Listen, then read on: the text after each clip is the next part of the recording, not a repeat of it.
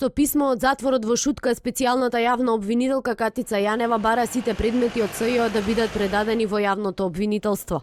Во екот на преговорите за новиот закон за јавно обвинителство со кој ќе се реши и судбината на СЈО, преговарачките тимови со начелен договор околу предметите на СЈО. Од специјалното јавно обвинителство потврдуваат, добиле писмо од Јанева. Конечната одлука сега е во раците на државниот обвинител Љубомир Јовески. Со полномошното Јанева ги овластува обвинителите во ова јавно обвинителство да ги предадат на јавното обвинителство на Република Северна Македонија предметите кои се водат во ова јавно обвинителство, и тоа кривичните предмети во судење, во истрага и во предистрага, имајќи го предвид законот за специјалното јавно обвинителство и одредбите за автономијата на обвинителството.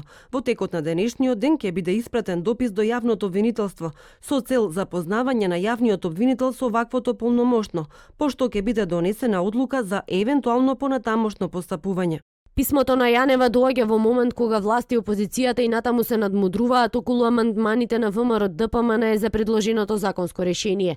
Според информации на телевизија 24 од преговарачкиот тим на опозицијата, велат начелно бил постигнат договор во новиот закон да се вметне член кој ќе го регулира прашањето за предметите на СЈО, односно тие да бидат предадени на државното обвинителство, кое подоцна ќе решава за нивната судбина. Првиот човек на ВМРО ДПМН, Христијан Мицковски, на власта и порача двотретинско мнозинство за законот нема да има. Па сами се ги кажуваат задните намери кои имаат две цели.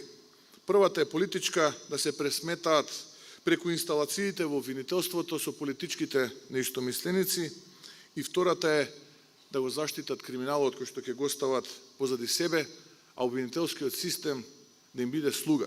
Од СДСМ возвратија, ако ВМРО ДПМН е за правда, тогаш треба да даде поддршка на предложеното законско решение. ВМРО ДПМН продолжува да работи на сценариот Република Северна Македонија да не добие датум за преговори со Европската Унија. Токму затоа не сакаат специјалното јавно обвинителство да продолжи со работа и се противат на носењето на новиот закон. По писмото на Јанева се огласи и од правда.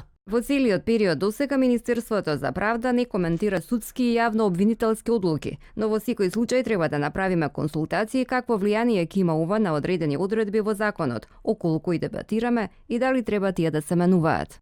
За барањата на опозицијата ќе се преговара и деновиве, и натаму остануваат отворени прашањата што со обвинителите од СЈО, кој да биде шеф на новото обвинителство, а можни се нови преговори и за предметите. Пратениците утре ќе одлучуваат и по извештајот на Советот на јавни обвинители за разрешување на Јанева.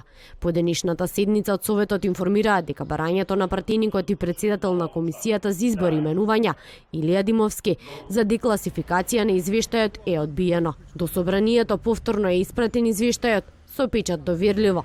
Дали комисиската расправа ќе биде зад затворени врати, утре ќе одлучат пратениците.